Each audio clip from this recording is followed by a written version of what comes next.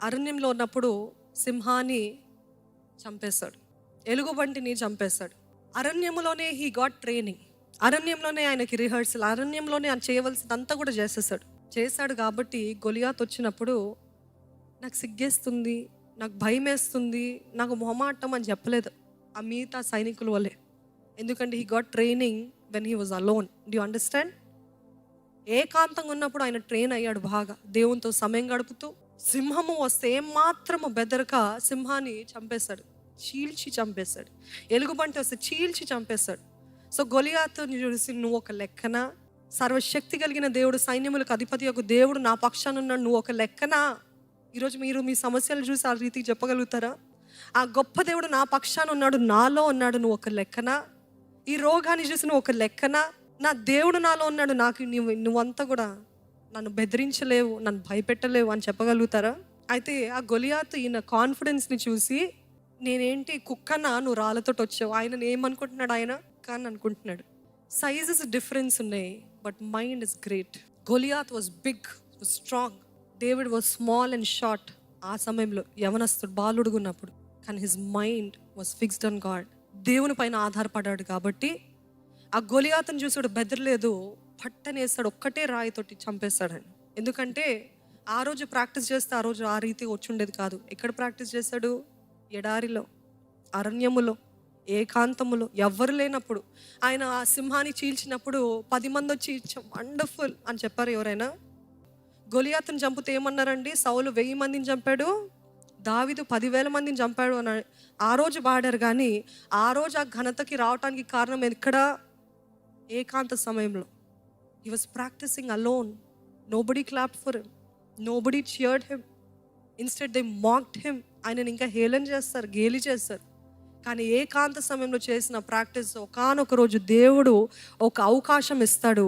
It is your time to shine అనే అవకాశం ఇచ్చినప్పుడు ఏకాంతంలో చేసిన ప్రాక్టీస్ అంతా కూడా ఆ రోజు ఎప్పుడు రానంత పేరు ఒకే రోజులో ఇస్తాడండి. హల్లెలూయా.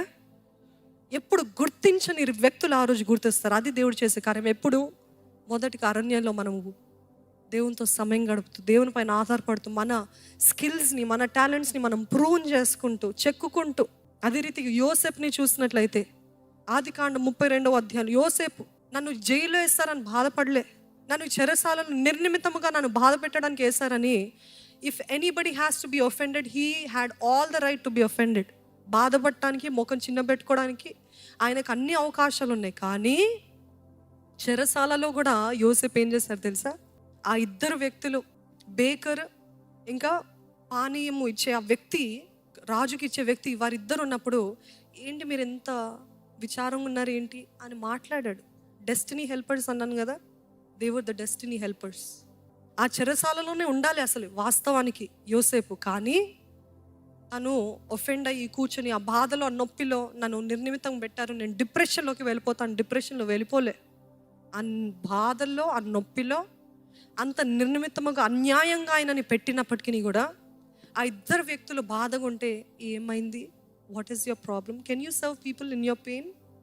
మీ బాధలో కూడా మీరు పరిచర్య చేయగలుగుతారు, మీ బాధలో కూడా సువార్తను చెప్పగలుగుతారు, మీ బాధలో కూడా ఇతరులకి సహాయం చేయగలుగుతారు. నాకే నొప్పి, నీకేం చేయమంటాపో అని అంటాను చాలామంది కదా. ఇక్కడ యోసేపుని చూసినట్లయితే he did not get offended, but he was trying to help them. And ఆ ఇద్దరు మనుషులకి సహాయం చేశాడు. కాబట్టి సహాయం చేసిన వెంటనే he didn't see the fruit immediately. నేను సహాయం చేశా కదా, నాకేంటి అని చెప్పలేదు.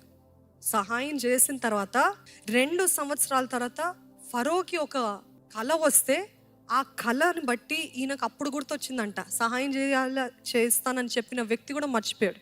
But the destiny helper at the right time. చూడండి, ఆ దాగిన సమయంలో కూడా చెరసాలలో ఎవరు గుర్తించలేదు, ఎవరు చూడలేదు, ఎవరు మెచ్చుకోలేదు. కానీ అట్ ద రైట్ టైం.